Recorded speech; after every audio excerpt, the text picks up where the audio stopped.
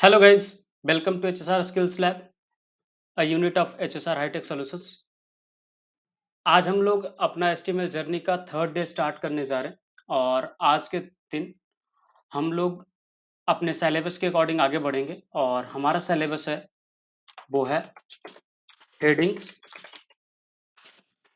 Paragraphs and line breaks.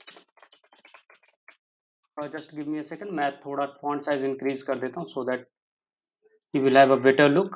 Okay, so आज हम लोग ये सीखने वाले, देन फिर हम लोग सीखेंगे टेक्स्ट फॉर्मेटिंग कि कैसे आप टेक्स्ट फॉर्मेटिंग कर सकते हो एचटीएमएल में, जिसमें क्या आएगा आपका, इसमें आएगा आपका बोल्ड, इटैलिक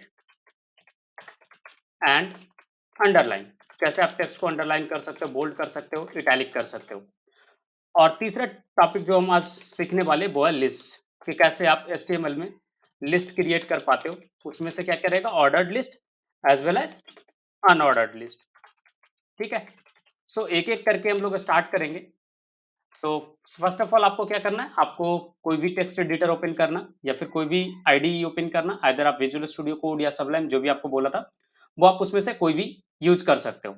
फॉर नाउ मैं विजुअल स्टूडियो कोड यूज करने वाला हूँ और आपको मैं एक्सटेंशन एक बताने वाला हूँ जो आपको एचटीएमएल रन करने में हेल्प करेगा। सो आप ये दो चीजें करके आप एचटीएमएल का बेसिक फाइल स्टार्ट कर सकते हो। So let me open project for you first. So I am going to click on file and then open folder. और ओपन फोल्डर में जाकर के मैं डेस्कटॉप पे फिलहाल आपके लिए एक बना रहा हूँ 10 डेज ऑफ एचटीएमएल करके फोल्डर, एंड देन उसी में आपके सारे कोड्स को मैं रखने वाला हूँ।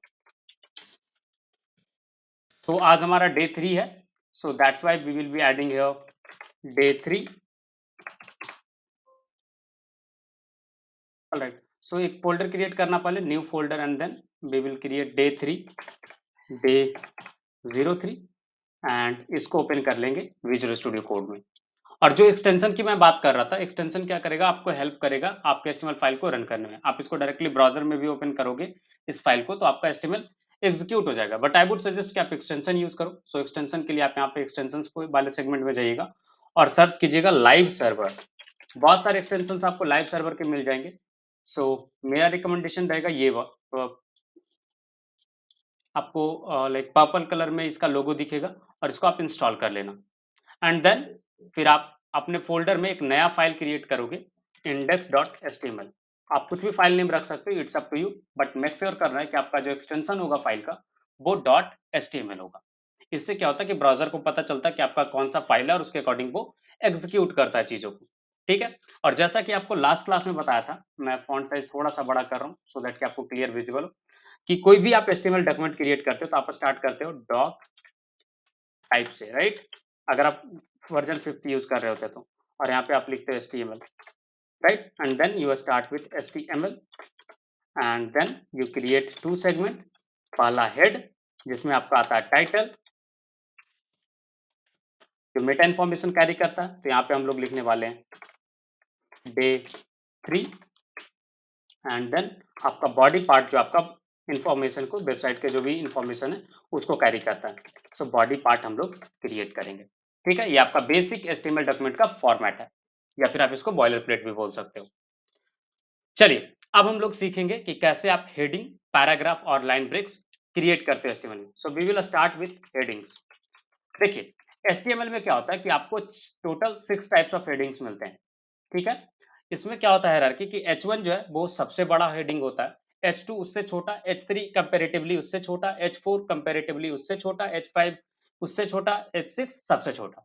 ठीक है, तो अगर आपको जैसे रिक्वायरमेंट होंगे अपने पेज पे आप उसके अकॉर्डिंग हेडिंग्स क्रिएट कर सकते हो। एग्जांपल के लिए मैं बताता हूँ कैसे आप क्रिएट करोगे। तो H1 टैग, इसमें सपोज हमने लिखा हेडिंग 1, ठीक है। उसी तरीके से मैं H2 टैग ले रहा हूँ और इसमें लिख रहा हूँ हेडिंग 2। इसका मैं विजुअल आउटपुट भी दिखाऊंगा कि कैसे ये छोटा बड़ा दिखता है, ताकि आप इसको समझ पाओ कि कैसे आप यूज करोगे अपने प्रोजेक्ट्स में। तो उसके लिए बता रहा हूँ। ठीक है, heading 3 and then we will write H4, ये हो जाएगा हमारा हेडिंग 4। ठीक है, सिमिलर तरीके से हमारा आ जाएगा H5 और ये हो जाएगा हमारा हेडिंग 5, देन H6, ये हो जाएगा हमारा हेडिंग 6। ठीक है, अब आपको रन करना है तो राइट क्लिक करके ओपन विथ लाइव सर्वर का आपको ऑप्शन मिल जाएगा अगर आपने इंस्टॉल करा होगा एक्सटेंशन तो जैसे मुझे दिख रहा है ओपन विथ लाइव सर्वर, या फिर आप शॉर्टकट में दबा सकते हो alt plus L plus alt plus O. तो मैं लाइव सर्वर से ओपन कर रहा हूँ और ये आपके किसी भी ब्राउज़र में, जो भी ब्राउज़र आपके सिस्टम पे इंस्टॉल होगा, उसमें ये ओपन हो जाएगा। जैसे ये मेरे को आउटपुट आया इस तरीके का कुछ, मैं थोड़ा-सा इसको ज़ूम कर दे रहा हूँ, सो दैट कि आपको दिख सके विज़ुअली कि लाइक क्या चीज़ें हो रही हैं। तो अगर आप देखोगे तो हेडिंग 1 सबसे बड़ा है, हेडिंग 2 उससे छोटा, हेडिंग 3 उससे छोटा, हेडिंग 4 उससे भी छोटा, हेडिंग 5 उससे छोटा और हेडिंग 6 सबसे छोटा। तो ये आपका 6 हेडिंग मिलता है, 6 तरीके का हेडिंग आपको मिलता है एचटीएमएल में, ठीक है? और ये आप यूज़ करते हो जनरली कोई भी लाइक सेक्शन का हेडिंग हो गया या पेज का हेडिंग हो गया, तो वो सारी चीज़ों में आप यूज़ करते हो, या कोई भी टेक्स्ट जिसको बड़ा दिखाना होता है आपको, आप उसके लिए यूज़ करते हो। दूसरी चीज़ जो आज सीखने वाले हैं हम लोग, वो है हमारा पैराग्राफ, कि अगर आपको पैराग्राफ लिखना हो, तो आप कैसे लिखोगे, ठीक है? तो एचटीएमएल में जो भी आपको पैराग्राफ्स लिखने होते हैं, तो आप सिंपली पी टैग का यूज़ करते हो। ठीक है? पी एलिमेंट एक होता है, आप उसका यूज़ करते हो। ये पी एलिमेंट है जिसमें आप पैराग्राफ लिखते हो, जैसे मैं यहाँ पे लिखता हूँ, दिस इज़ अ पैराग्राफ, ठीक है? एक चीज़ और बताता हूँ आपको, पैराग्राफ क्या होता है ना कि ये आप छोटा लिखो या बड़ा लिखो, ठीक है? डज़न्ट मैटर, ये पूरा एरिया कवर करता है। पूरा एरिया कवर करने का मतलब क्या हुआ कि आपका जो लाइक सेगमेंट है, जैसे इसका हेडिंग 1, तो ये हेडिंग 1, हेडिंग 2 इधर स्पेस बचा हुआ है, राइट? राइट साइड पे। फिर भी ये नीचे आया है। सिमिलर तरीके से उसको बोलते हैं डिस्प्ले ब्लॉक, कि लाइक इसका जो डिस्प्ले है ना वो ब्लॉक है। मतलब पूरा ब्लॉक बाय ब्लॉक ये यूज़ में आता है। सिमिलर तरीके से पैराग्राफ भी ब्लॉक बाय ब्लॉक यूज़ में आएगा। ठीक है? अगर आपका राइट साइड पे स्पेस बचे या ना बचे डज़न्ट मैटर। ये नेक्स्ट पैराग्राफ जब भी आप लिखोगे तो वो उसके नीचे आएगा। एग्ज़ाम्पल के लिए आपको दिखाता हूँ, दिस इज़ अ पैराग्राफ लिखा हूँ मैं। तो अगर आप देखोगे तो ऑटोमैटिकली ये रेंडर हो चुका होगा और ये हेडिंग खत्म होने के नीचे आ चुका है। और बाय डिफ़ॉल्ट पैराग्राफ के नीचे थोड़ा-सा बॉटम में मार्जिन ऐड हो जाता है। ठीक है? मार्जिन क्या होता है वो नेक्स्ट क्लास में हम लोग समझेंगे, बट अभी फिलहाल के लिए आपको बता देता हूँ। जैसे मैं बोल रहा था कि पैराग्राफ, अभी राइट साइड में आपने देखा स्पेस बचा हुआ है। मैं फिर से लिख रहा हूँ, दिस इज़ अ पैराग्राफ, और नोटिस करना आप, ये भी जो है नए लाइन में स्टार्ट होगा, ना कि आपका उसी लाइन में लास्ट में, देखो, है ना स्पेस? स्पेस बीच में आ गया मार्जिन बॉटम के कारण, और ये देखो नए लाइन से स्टार्ट हुआ है, दोनों लाइन। तो इसका भी डिस्प्ले ब्लॉक होता है। तो आप इस तरीके से लाइक पैराग्राफ लिख सकते हो, और पैराग्राफ हमेशा नए लाइन से स्टार्ट होगा ब्राउज़र पे। ये चीज़ याद रखना आप, ठीक है? और ब्राउज़र जो ऑटोमैटिकली थोड़ा-सा व्हाइट स्पेस लाइन के पहले और लाइन के बाद ऐड कर देता है। अब इसकी बात आती है कि लाइक आप इसको डिस्प्ले कैसे कर सकते हो? तो आप चाहो तो लाइक अलग-अलग तरीके से लिख सकते हो। जैसे मैं आपको बताऊँ कि अगर आप चाहते हो कि इस तरीके से कुछ मल्टी लाइन लिखना चाहते हो आप, suppose this is a paragraph. अब सोचोगे कि ये हमने इस तरीके से अलग-अलग लाइन में लिखा तो ये अलग-अलग लाइन में आएगा, तो ये आपका गलतफ़हमी है, क्योंकि ऐसा नहीं होने वाला। ये आपका इस तरीके से आएगा, ये ऑटोमैटिकली व्हाइट स्पेस को रिमूव कर देता है। ठीक है? जो भी आप एक्स्ट्रा स्पेस दोगे, उसको ये ऑटोमैटिकली रिमूव कर देगा। ठीक है? जैसे और दिखाता हूँ आपको, कि सपोज़ आपने कुछ इस तरीके से लिखा। ये तो हो गया पहला कंडीशन कि आप नए लाइन में लाइक कीवर्ड्स को लिख रहे थे। बट कभी-कभी होता है ना कि आप सेम लाइन में ही टैब दे दिए इस तरीके से, टैब अ, पैराग्राफ। अब देखो इसका व्यू कैसा आएगा? इसका व्यू भी आप देखोगे तो सेम आएगा। तो पैराग्राफ क्या करता है कि ऑटोमैटिकली ब्राउज़र जो है ऑटोमैटिकली रिमूव कर देता है, जो भी एक्स्ट्रा स्पेस या लाइन आप छोड़ोगे ना, उस पे। तो इस चीज़ का आपको ध्यान रखना, पैराग्राफ में ये पार्ट होगा। अब आती बारी कि आपको अगर हॉरिज़ॉन्टल लाइन चाहिए, तो क्या यूज़ करोगे? ठीक है? हॉरिज़ॉन्टल लाइन के लिए आप क्या यूज़ करोगे? सो हॉरिज़ॉन्टल लाइन के लिए आप यूज़ करोगे एचआर, ठीक है? And this is being used for horizontal line. अब बोलोगे कि ये ग्रीन वाला पार्ट क्या है? तो मैं बताता हूँ आपको, ये कमेंट मैं लिख रहा हूँ, और एचटीएमएल में कमेंट जो है वो इस तरीके से लिखा था, opening bracket, angle bracket, then exclamation mark, तो 2 डैश, मिनिमम 2 डैश आपको डालने पड़ेंगे। इससे ज़्यादा आप डाल सकते हो, बट मिनिमम आपको 2 डैश डालने पड़ेंगे, तभी आपका कमेंट स्टार्ट होगा। ठीक है? एंड देन जो भी आपका कमेंट है, आप कमेंट लिखो, फिर एंड करना है तो 2 dash and then closing angle bracket, और आपका कमेंट पूरा हो जाएगा। ये कमेंट का तरीका है, और ये हॉरिजॉन्टल लाइन के लिए। अब इसका आउटपुट कैसा होगा वो आपको दिखाते हैं। तो आउटपुट जो है कुछ इस तरीके का आपको दिखेगा। देखिए एक हॉरिजॉन्टल लाइन आ गया, तो इस तरीके से आप हॉरिजॉन्टल लाइन डाल सकते हो। और आज के टॉपिक में एक चीज और था, वो था लाइन ब्रेक्स, कि अगर मुझे लाइन ब्रेक का नीड पड़ा, लाइक बीच में से मेरे को लाइन को तोड़ना है, तो कैसे लिखेंगे? जैसे इसी वाले सिनेरियो को, ये वाला कोड को मैं उठाता हूँ कि आपको कुछ इस तरीके से डिस्प्ले करना था आपके टेक्स्ट को, ठीक है? बट आपका आउटपुट क्या आ रहा है? अगर आप आउटपुट देखोगे तो आपका आउटपुट कुछ इस तरीके से आ रहा है। तो यहाँ पे ये ऐसा सिनेरियो में आपको यूज़ पड़ता है लाइन ब्रेक का, कि आपको लाइन को ब्रेक करना है, राइट? इसलिए आप यूज़ करोगे बीआर टैग, बीआर एलिमेंट का। बीआर एलिमेंट क्या करेगा? आपको लाइन ब्रेक में हेल्प करेगा। और बीआर एलिमेंट जितना जगह डालोगे तब देखोगे कि आपका जो लाइन है वो टूट चुका है। कितने जगह से? जितना जगह आपने बीआर टैग लगाया था। तो देखो, दिस इज अ पैराग्राफ आपका बन चुका है। तो आप इस तरीके से लाइन ब्रेक का यूज़ करते हो। ठीक है? अगर आपको लाइन को बीच में से तोड़ना होता है तो आप लाइन ब्रेक का यूज़ करते हो।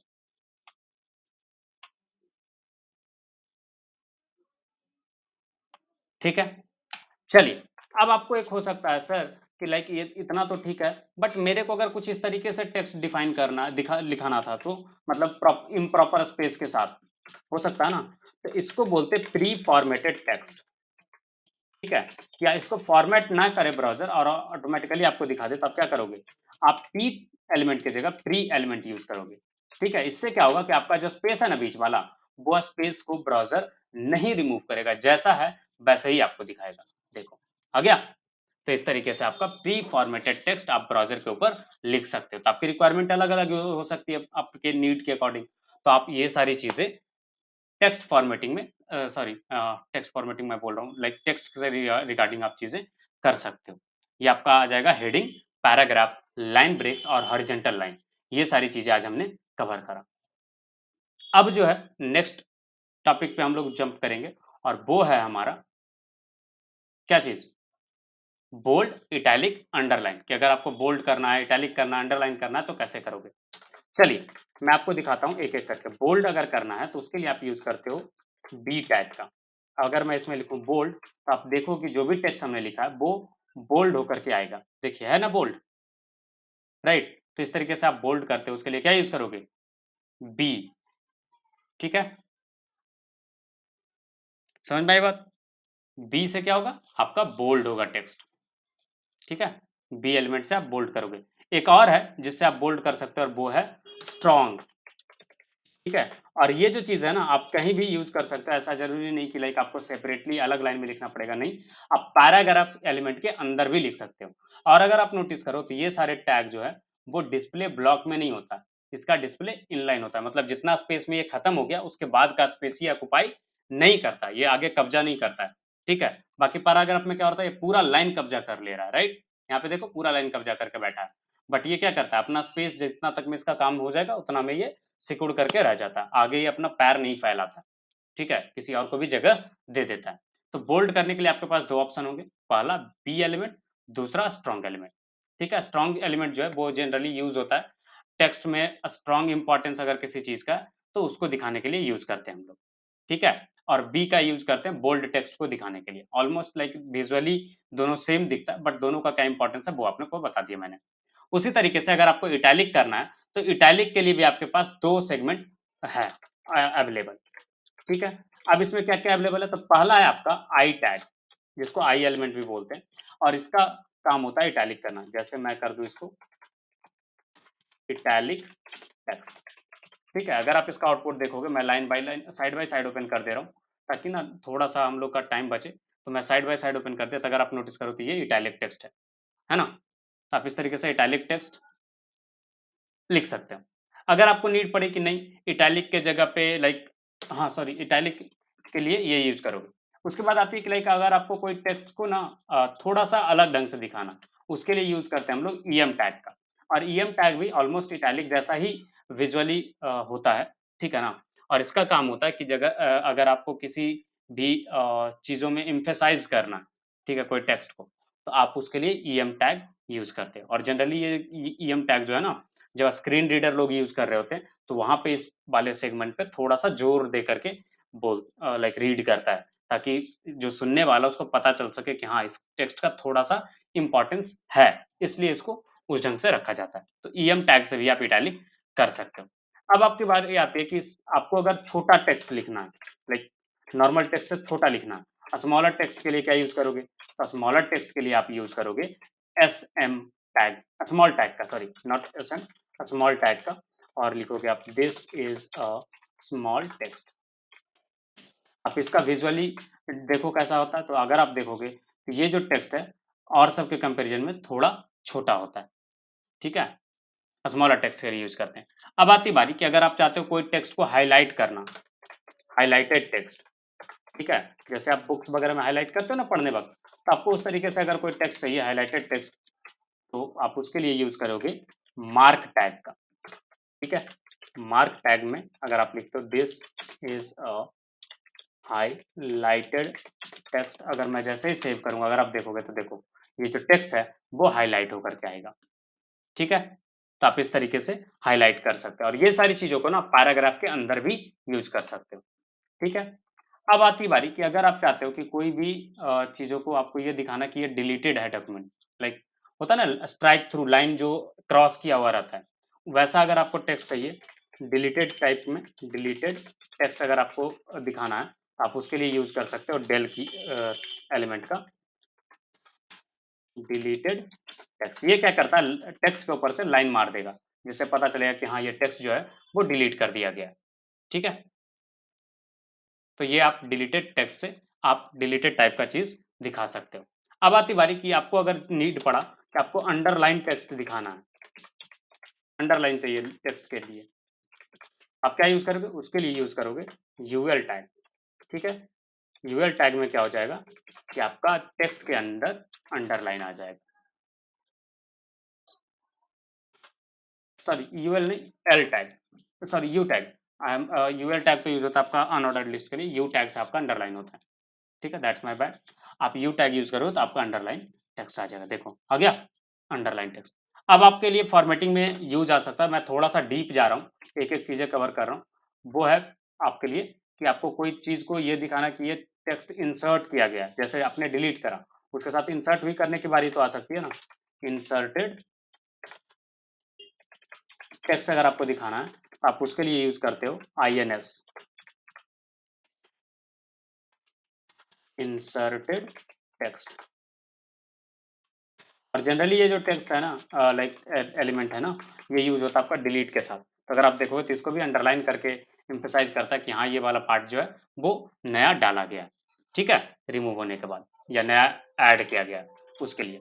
अब आती बारी कि आपको अगर सपोज़ मैथमेटिकल फ़ॉर्मूला लिखना है, sorry not mathematical, chemical formula लिखना है, जैसे इसके लिए आप यूज़ करोगे सबस्क्रिप्ट।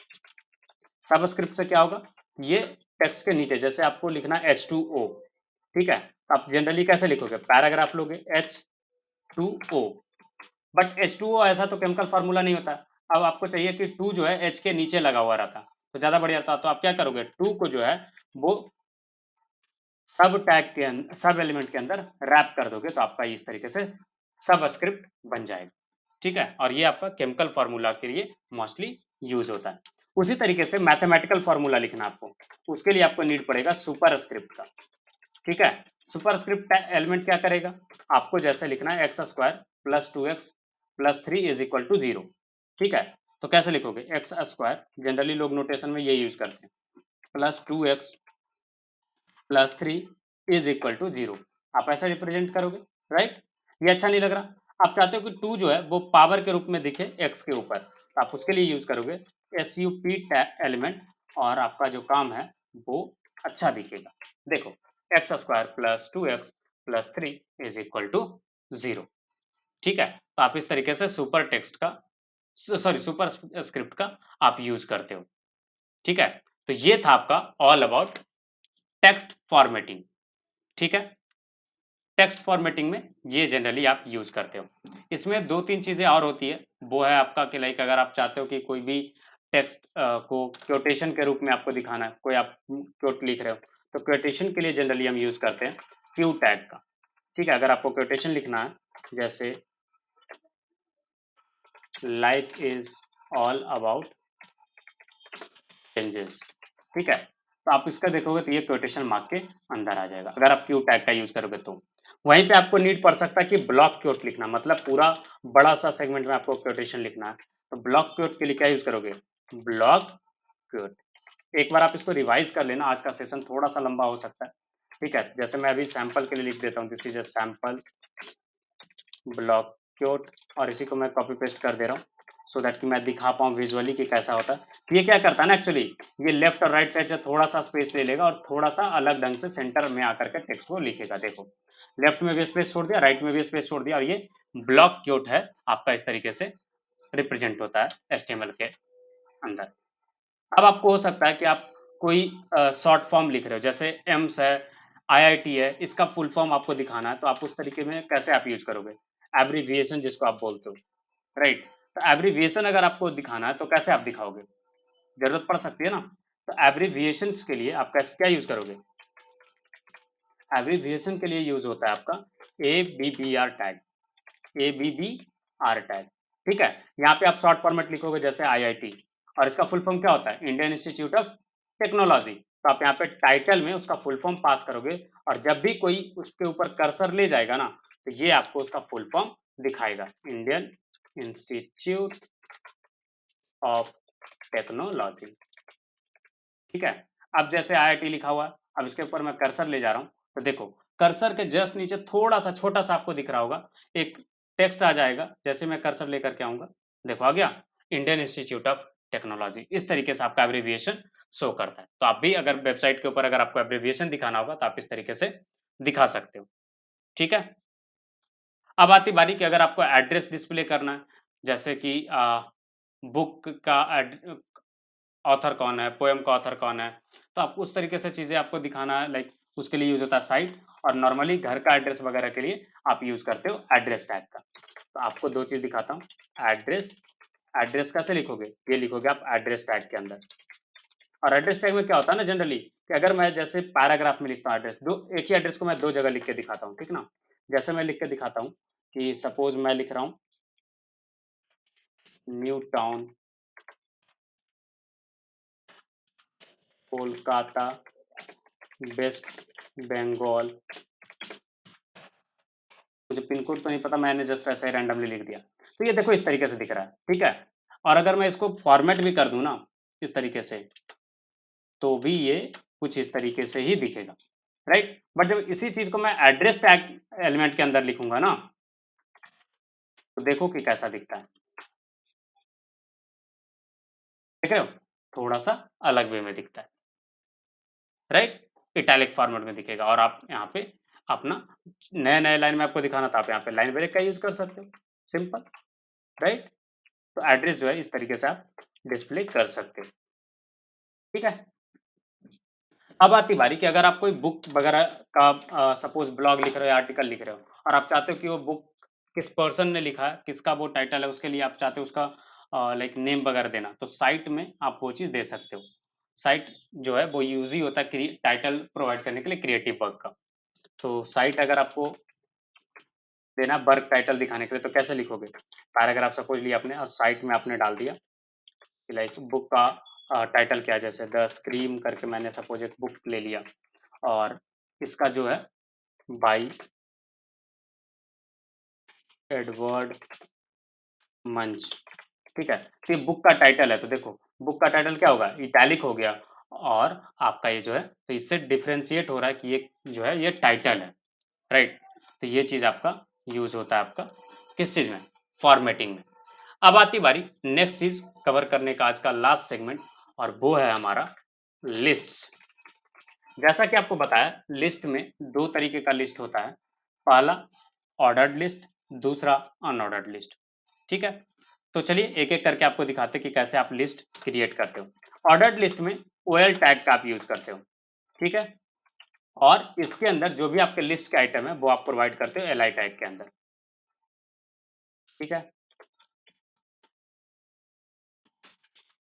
और इस तरीके से आप और जब आप कुछ भी नहीं प्रोवाइड करते हो तो बाय डिफ़ॉल्ट ये 1 2 3 4 लेते जाता है।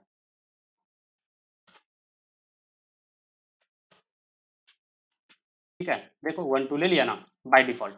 अब चाहते हो कि आपको एबीसीडी या फिर किसी और फॉर्मेट में ऑर्डर्ड लिस्ट को दिखाना है, ठीक है? तो ऑर्डर्ड लिस्ट में कैसे आप दिखाओगे वो आपको दिखाते हैं। तो ऑर्डर्ड लिस्ट में आप क्या करोगे, अगर आपको टाइप चेंज करना है तो आप प्रोवाइड करोगे टाइप, और कितने तरीके का टाइप आप प्रोवाइड कर सकते हो वो आपको मैं मेंशन कर देता हूँ। तो टाइप में अगर 1 प्रोवाइड किया तो 1 2 3 4 रहेगा।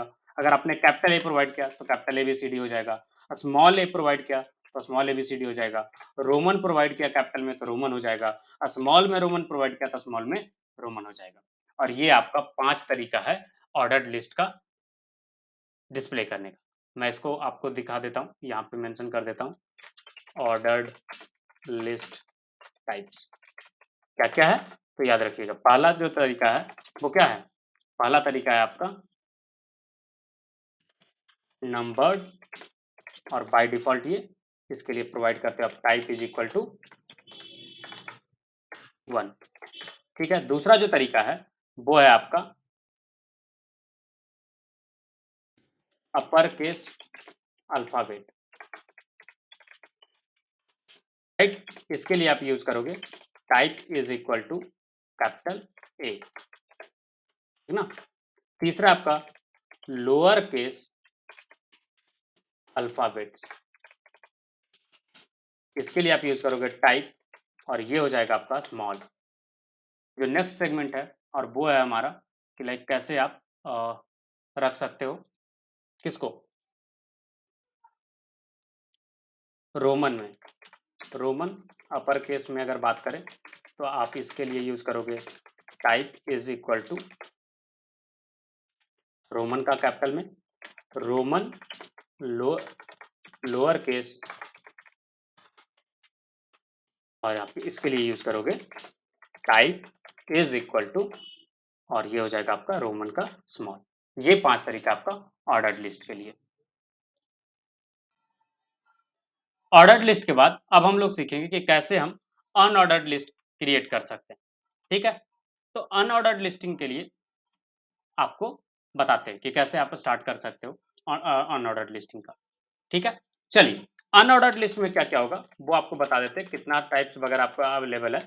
उसके बाद हम लोग उसका visual representation and HTML tags वगैरह देख लेंगे, ठीक है? So let's start with unordered list, और इसमें जो पहला तरीका है आपका वो आपका है, पहला जो टाइप मिलेगा वो है आपका बुलेट लिस्ट, ठीक है? और उसको आप डिस्क भी बोलते हो, ठीक है? बुलेट लिस्ट, और इसको हम लोग डिस्क भी बोलते हैं, ठीक है? दूसरा आपका सर्कल लिस्ट, इसके लिए आप यूज करोगे टाइप में सर्कल, मैं जस्ट ना वैल्यू लिख रहा हूँ, ठीक है? तो आप वैल्यू प्रोवाइड कर देना टाइप के अंदर, ठीक है? उसके अकॉर्डिंग काम करेगा ये। स्क्वायर, फिर नन, आप चाहते हो कि कोई भी चीज़ नहीं आए तो नन आप पास कर दो। तो ये आपको मिलते हैं ऑप्शंस। नन में क्या हो जाएगा?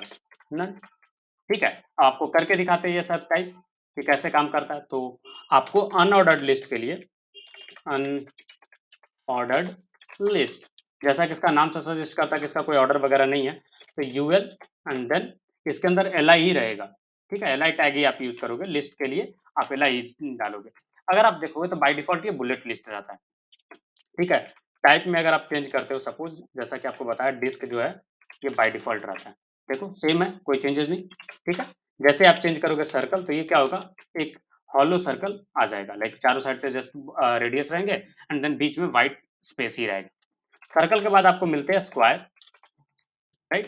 तो ये आपका स्क्वायर हो गया, और आपको मिलता है एक नन। नन में क्या होगा, ये गायब हो जाएगा। देखो, ये है ना? तो इस तरीके से आपको टाइप्स मिलते हैं अनऑर्डर्ड लिस्ट में, ठीक है? और इसमें आप चाहो तो लाइक नेस्टेड अगर आपको लिस्ट वगैरह क्रिएट करना है, तो आप आराम से नेस्टेड लिस्ट क्रिएट कर सकते हो। जैसे आपको मैं दिखाता हूँ कि कैसे आप नेस्टेड लिस्ट क्रिएट कर पाओगे। तो नेस्टेड लिस्ट में क्या होता है मतलब? नेस्टेड लिस्ट का मतलब ये हुआ कि आप चाह रहे हो कि आप सेम सेगमेंट में लाइक लिस्ट के अंदर लिस्ट को दिखाना, राइट? तो सपोज़ आपने एक अनऑर्डर्ड लिस्ट स्टार्ट करा है, इसके अंदर आपका लिस्ट है सपोज़ क्लास 10, आप सपोज़ सब्जेक्ट का नेम वगैरह दिखा रहे हो। अब बताओ क्लास 10 करके आपने स्टार्ट करा, अब चाहते हो कि आप इसके अंदर लाइक लिस्ट क्रिएट करो, राइट? तो ये तो आपका टाइटल हो गया। अब नेस्टेड लिस्ट बनाने में क्या होता है कि आपको जहाँ पे नेस्ट करना होता है ना, मतलब जिसके अंदर आपको ब्रांच क्रिएट करने हैं, ठीक है?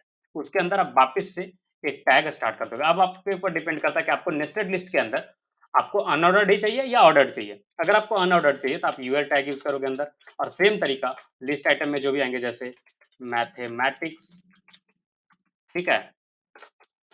साइंस,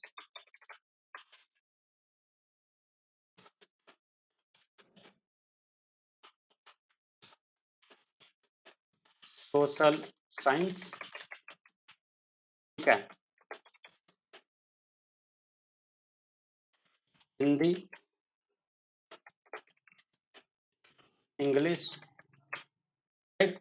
तो इस तरीके से अगर आप देखोगे तो ये आपका मेन लिस्ट हुआ, उसके अंदर ये सब लिस्ट हो गया। अब है बारी कि आपको लाइक इसी तरीके से और भी क्रिएट करना है, जैसे क्लास 8, 9 इस तरीके से भी आपको आगे बढ़ना है। आप इस तरीके से पेस्ट करते जाओ, इसको 9 कर दो, तो आप देखोगे कि यहाँ पे लिस्ट नेस्टेड लिस्ट बन गया है। क्लास 9 के अंदर देखो इस तरीके से आ गया। आप चाहो तो इसको चेंज कर सकते हो कि आप चाहते हो 9 वाले में आपको ऑर्डर्ड लिस्ट चाहिए, तो आप ऑर्डर्ड लिस्ट लिख दो और देखो आपका ऑर्डर्ड लिस्ट आ जाएगा। आ गया? आप यहाँ पे चाहो तो आप इसका टाइप चेंज कर सकते हो कि आपको स्मॉल एबीसीडी में चाहिए, आप स्मॉल एबीसीडी लिख दो, स्मॉल एबीसीडी करके आ जाएगा, ठीक है? तो आप इस तरीके से नेस्टेड लिस्ट भी क्रिएट कर सकते हो, ठीक है? तो ये है आपका ऑल अबाउट लाइक आपका list. So this is it for today guys. I hope आज आपने कुछ अच्छी चीज़ें सीखा हो एंड लास्ट 2 दिन से वीडियो 2-3 दिनों से वीडियो अपलोड नहीं हुआ था क्योंकि थोड़ा टेक्निकल इश्यू चल रहा था हमारे साइड पे। तो आज से आपका रेगुलर बेसिस पे वीडियो फिर 9 बजे आपको मिलते रहेगा। So this is it guys. Thank you. See you guys tomorrow at 9 PM. और जो भी आप नए हो इस चैनल पे, आपने सब्सक्राइब नहीं करा तो प्लीज़ आप सब्सक्राइब कर दें।